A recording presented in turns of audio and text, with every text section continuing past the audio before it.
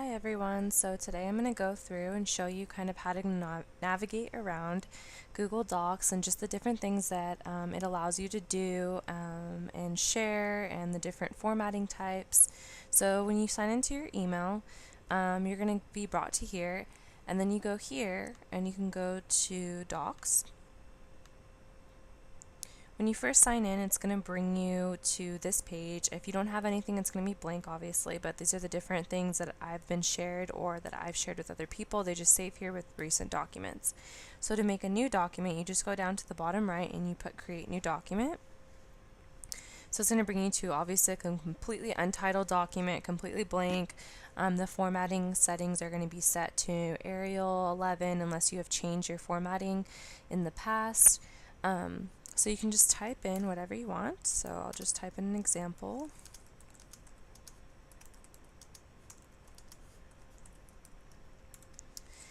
Oops, and then you can go ahead and format it however you like. So let's say that I wanted to make my name bold. I could just do that on this quick toolbar, or there's also the option to go to the formatting toolbar. So you can go here and you can go to, let's say I wanted the whole thing underlined. I could do that. I can change the size of it. Whatever you feel like doing. Obviously it makes more sense to format it once you have an entire document, an essay, whatever it is. You can insert headers, you can do different things with tools and spelling. There's many options. Also, there's options on Google Docs, which is something that they're kind of known for that makes it easier than other apps such as Word or anything like that. You can share it. So let's title the document with my name. Title it whatever you want, of course, and then you save it. And here I can just type in whoever I want to share it with. So let's say I wanted to share it with Dallas, and then I wanted to share it with Chantel. You can type in as many names as you want, and you can add a note to them like that you're just asking for some feedback, or you want them to share, you want them to comment, you would like them to do whatever they want. So here you can access that option that they can edit, so it's almost as if they're like you, they're like a co-editor. They can comment, so it just gives you their feedback, but you're the one that makes the corrections, or they can just view it. So if you just wanted them to look at it and then maybe you're going to meet them in person or whatever that has to do. So you change that and then you send it, and they're able to get an email, and then they can access it and do whatever you gave them access to. You're also able to, by doing that, it changes the visibility of the document. So obviously they're able to see it, and they can edit it or whatever you give them options to do. So by doing that, it's changing the visibility, where right now if you go over here, it says private to only me. So only you're able to see it, only you can comment and edit and do all the different options like that. Also, you can do a link to the document, so that's in the same spot, and this is get shareable link. So say that you wanted to be able to give it to the person but not send it to them by their Gmail. You have the link right here. So you can copy it, and I could put it into another document, or another tab, I'm sorry, and it will bring it up.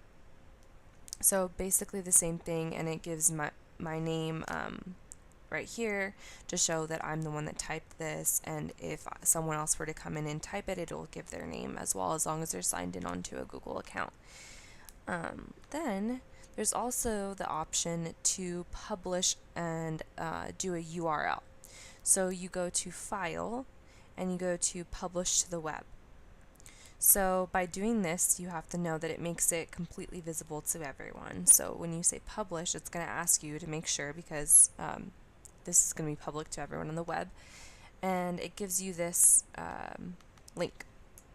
So I can go, same thing as I did last time, go here, and I post, and okay. So the difference with this than how I did it before is that there's nothing that they can do with it. They can just view it. So if I had an entire essay and I wanted to make it public to the web, that's how I could do it, but they're not able to access anything of their original document. So that's how you can make it public and publish a URL. It's also easier to share if you want to send your friends the URL so that they can look at it but not edit it, just for research purposes. Also, there's options which helps with group settings to do comments. So say that I wanted to say, by the way, you spelled Rivera wrong. Obviously it's correct, but just an example comment. Then you can press that, and say I come back here and I notice that one of my classmates told me that, I could go back and edit it, and let's say that there was 2 A's. Then I resolved it, and I could press resolve. Also, before I press that, you could also reply and say, oh no, I'm actually correct, if you'd want to reply to a classmate or say, could you give me some extra feedback on that? I wasn't quite sure what you meant, different things like that.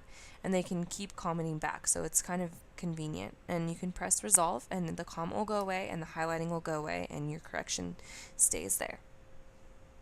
Also, you're able to share documents in another format, such as Word or a PDF file. So by doing that, it gives you access to help if people have different formatting, different computers, with Macs and PCs, that sometimes that happens and you don't want to share it necessarily in that format. So you go to download as, and you go to PDF. Let's just say if I wanted to pick PDF. So what it will do is it'll download to your computer. It's going to open right up here, and now it's in a PDF format. So this doesn't give them access to edit it, because PDFs are like that, but this is another way of sharing it. If they put in a Word document, obviously they'd be able to edit it. So that's just something that can help with different formatting or sending in an email if you don't want to send it through your Gmail account. So that is the way that you can save it as a PDF. Also, you're able to publish to the web, like I showed you before. So that's another way to share it, as I showed. And that's just some different things that can help with Gmail and doing the Google Docs. And there's also Google Slides and so many different options. And obviously once you have more of information on there, essays, different things like that, it can turn into a more convenient tool.